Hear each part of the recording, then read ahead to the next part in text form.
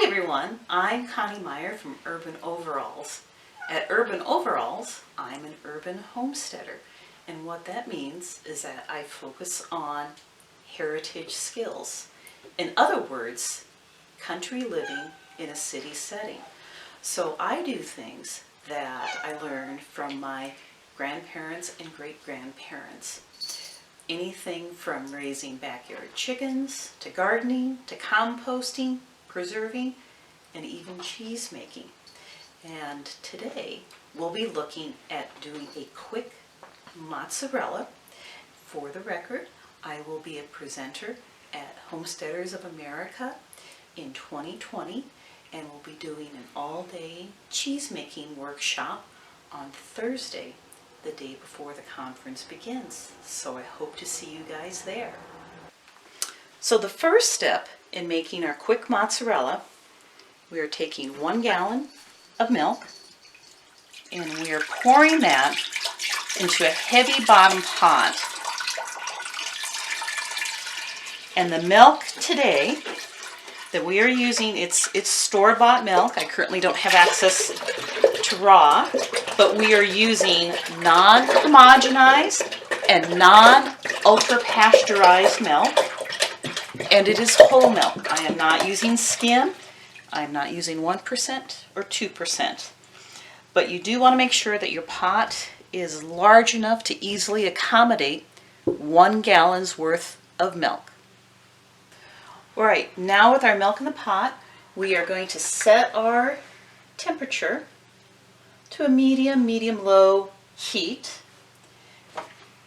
And we are going to look at our initial temperature, and we are in the upper 50s. I had actually let the milk sit out for a little bit, so it was not at refrigerator temperature, which depending on your make and model will be in the mid to maybe upper 30s. And the reason I set milk out in advance is, again, just to bring the milk closer to room temperature. And now, given the temperature that we're real close to the mid-50s, we are going to start off by adding some citric acid. And the citric acid will do coagulation. It's an acid, so it'll start that. And we are doing 1.5 teaspoons in a 1/4 cup of water. We're going to stir until this is dissolved.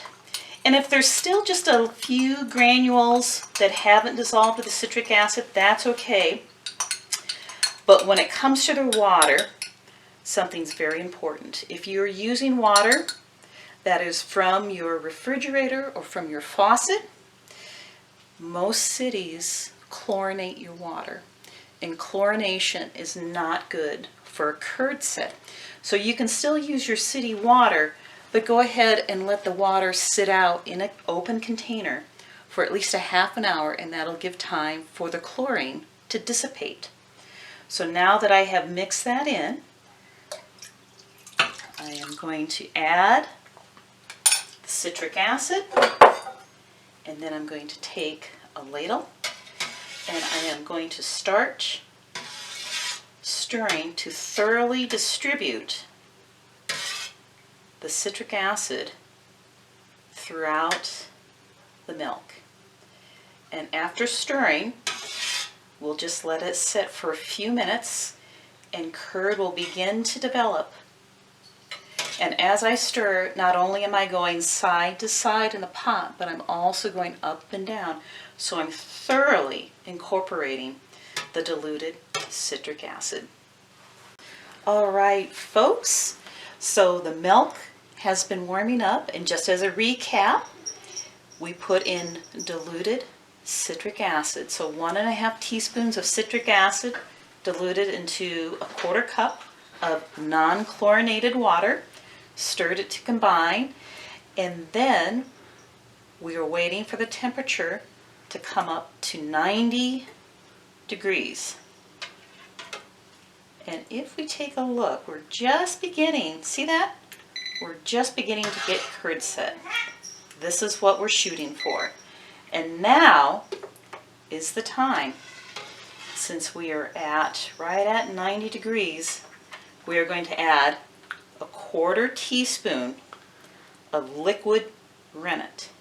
This is the primary coagulant for our cheese making. And this will go into another 1/4 cup of non-chlorinated water. If you have bottled water from the store, that's fine. But if you're on, say, city water that's chlorinated, just put the water in an open container and let it sit for at least a half an hour for the chlorine to dissipate.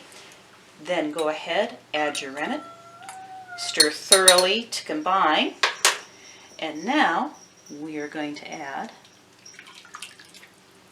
our rennet into the mixture. And just like before, we're going to stir side to side as well as up and down. And you notice I've not taken the milk off the heat. We're still on a medium-low heat. All right, our milk is continuing to heat up, but I wanted to show you here, we are now getting really good curd set. So you see how there's a separation from the side of the pan to the white mass. That white mass is the curd, and then we have this very liquidy, sort of greenish yellow color liquid. That is actually the whey. And if I take my spoon or my slotted ladle and start to lift up, look at that beautiful curd that is beginning to set. And we're getting some shine in our curd, which is also desirable as we're working on our mozzarella. Our curd is continuing to develop, and when I take the temperature, we are right at 105 degrees. This is the desirable upper end for what we're heating our mozzarella curd up to. So now is the time that we're going to remove the curds from the whey. And if I tip the pot, you can see that we have indeed good separation. Here's where my ladle with the holes in the bottom of the ladle come into play. I'm actually able to lift up curd and the whey drains through, and I'm transferring that into a bowl. And for the purposes of this quick mozzarella, it's a microwave safe bowl. And here we are just giving you a closer look of the cheese curd. Look at that nice mass. It's knitted together well. It's nice and shiny. And then the liquid, this is the whey, but you can see that yellowish green color. It's not milky at all. This means that we have indeed achieved a great curd set. This is what we're looking for. And then just continue to scoop out your curds and put them into a bowl, and we will drain off the whey from that in just a moment. All right, all of the curd has been scooped from our initial pot of where we heated the milk, got a curd set. We've put all the curd into a microwave safe bowl, and there was still a bit of whey that is still draining out of the curd. And our next step is to go ahead, and since we are working with a temperature of about 105, it's still comfortable to the touch, so you're not going to scald your hands at this point. And again, I'm just holding back the curd, draining the whey. And you can actually save the whey for other uses. So I like to use this when I'm baking. It'll be the liquid, say if I'm doing breads or muffins. If I'm making soup, I can use this as a stock base. And if I just don't have anything right at the moment that I can use cooking or baking wise, you can also feed this to livestock. So pigs, chickens, they will really enjoy the whey. All right, all the curd is in this bowl, and you can see there's still some whey. What we'll do next is that we're actually going to heat the curd in the microwave, and that heating is going to drive more whey out of the curd. So we're just going to put in our microwave, and Set the time for anywhere between 45 seconds and a minute, depending on the power of your microwave. I like to start off at 45 seconds, and then we just sit and wait for the end of that, and then we'll do another drain. All right, our 45 seconds are done in the microwave, so let's take out our curds and take a look at that. We definitely got more moisture, which is the whey, driven out of the curd mass. So what we'll do next is go ahead, take this, and we will drain the curd again.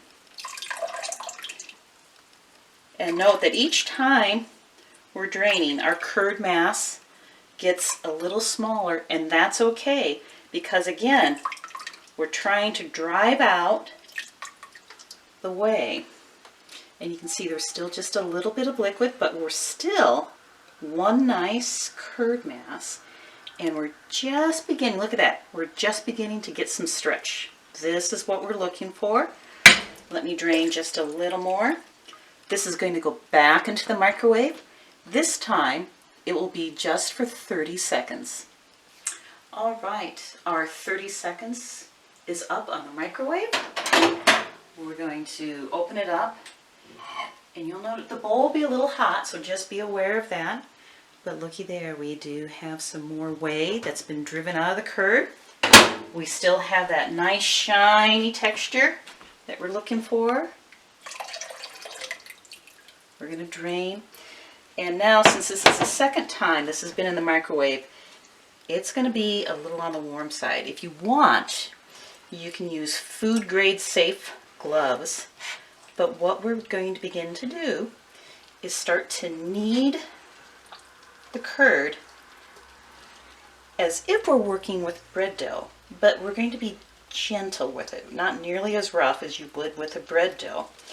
And what we're doing is that we're getting that stretch, we're cooling the curd a little bit as we're moving it around, and we're helping drive out more of that whey. Our cheese is beginning to take shape. Nope, this is still just the curd following the second heating in the microwave, and I've drained off more of the whey. Now's the time, if you're going to add salt, to go ahead and do that. And I would highly encourage you to either use, say, a kosher salt, a Himalayan pink salt, a sea salt, but not an iodized sea salt.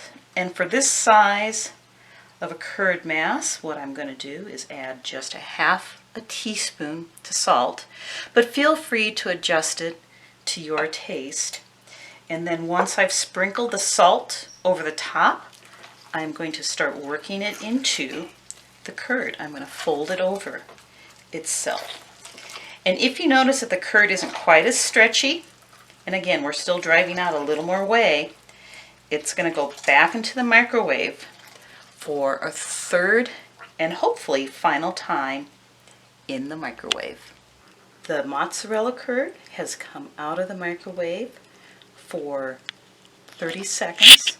This is the third time it has been in the wave, and you'll notice that we're getting some nice sheen to that. There's still a little bit of whey, but not nearly as much before.